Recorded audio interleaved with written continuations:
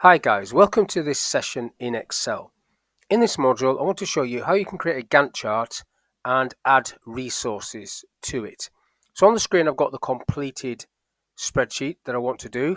And basically, if I change the durations of any of these, say change that to 3, everything moves across and these are following on. If I put 2 on that one, you can see how this works. I'll just undo that.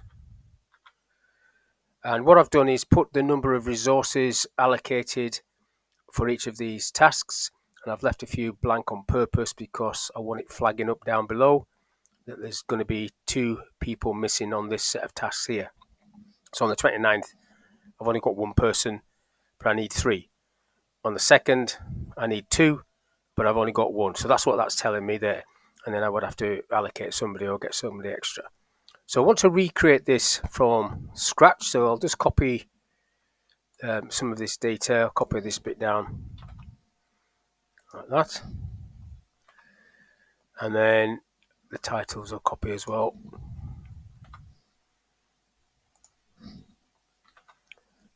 So the date format, what I've got there is today's date, but formatted just to show day and month.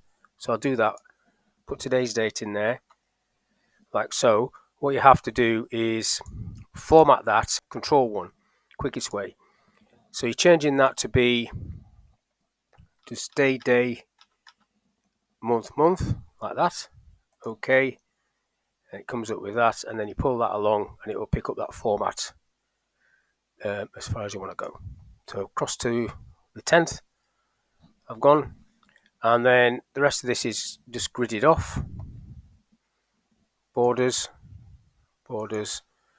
and then I'll do today as a start date, and then duration I'll do 2 days, and then basically a sum that's going to look at that. So equals that plus that, tick that. Now that comes up with the 30th, but if that starts at 8 o'clock, that's 1 day. The 29th would be 2 days, so I don't want that to say the 30th. So I'm going to do -1 there, so come back 1. So that actually comes up with what I want it to say. Then I'm going from here, I'm going to say equals that, and then that picks that up. And then the duration on this one, 1 day. I'll just put the durations in. I'm just making these up. It's not going to be exactly the same. So now I can pull that down, and I can pull this down. So we've got the starting on the 29th, 1 day ending on the 29th. That's starting on the 29th as well, ending on the 30th. So you can see how this is working. If I change that to 3 days, that's just going to push that forward 3 days like so. So I'm happy with that. Now what I've got here is a status column. So basically I'm going to put 0 in there and just double click that down and then keep it highlighted. So this is a data bar. I don't need to go in there, just pick on that data bar, which I need to customize. Manage rules, edit rule. So I want that not to be on automatic, I want that to be on number and number. So the bottom number can stay on 0, the top number wants to go on 100. You can take the tick off that if you just want to show the bar, or put the tick on there, should I say. I'm leaving it as it is. Just test that works. So okay. Now the conditional formatting is sitting on this grid area here. Let me just border this off because I forgot to do that bit. So you highlight all of this area. You go into conditional formatting, manage rules. You go new rule, and it's the formula option you want. And the formula you need is and. Open the bracket on the and. So basically you are clicking on that cell. Now I just need that to be the row that's locked, so I need to press the F4 key to knock one of these dollar signs off.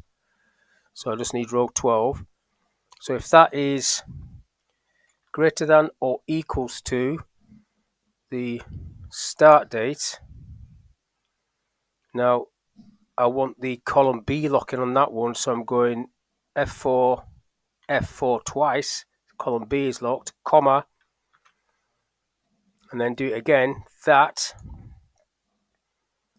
F4 just to lock the 12, so it's a 12 I want locking, is less than or equals to that end date. That's it. I need to $sign that as well, so I need to get rid of the $sign needs to be on the D. That's it. Close the bracket. Select your format. So I'll go for green on this one. Clicking OK to that. OK again. Just apply to see if that works. So we've got a little mistake here. Looks, if I go back into there, it's basically, let's get rid of those. That's it. It's because I didn't put equals there first off, but now we've got it working. So now I need to do my resource row, which is just typed in. So I'll just copy these two labels. Copy. Put them down there. So I need 1 person, 2, 1, 2, 2, 1, 3, 2. So what I want to do is add up this list. So let's do Alt equals, highlight that list, come down to there, 19, close the bracket. Yep, come outside the bracket and do minus this cell. Tick that. It comes up with -1 because I haven't put anybody on these, so I need to go 1, 1. I'm going to miss a few out on purpose. So I'm allocating people to these tasks like so. So that one's okay. Now if I pull that across, we should get some negative numbers here. I should pull it all the way across, to be honest. All the way across.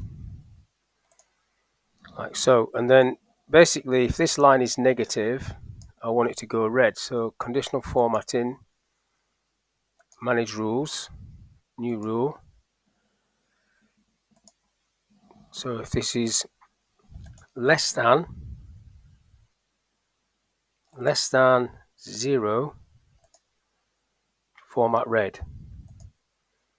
Format red. Okay. Okay. Just have apply that to have a look. So that's working. And then the other one can be green. So if it's 0, if it's equal to 0, that's okay.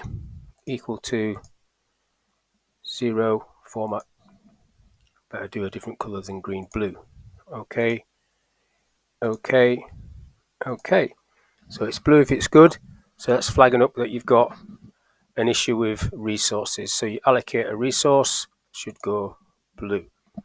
You allocate another resource if you've got the man, and it goes blue. So what you have to do is make sure you've got everything set before you do this, and then if these dates move, you're going to have to reallocate these resources, making sure that this picks it up at the bottom. But that's all I want to show you on this little video, how you can use conditional formatting to automatically flag up when tasks are due, and the status column there will show you when something is complete. So hopefully that video is of use. Thank you for your time, and I'll catch you on the next one.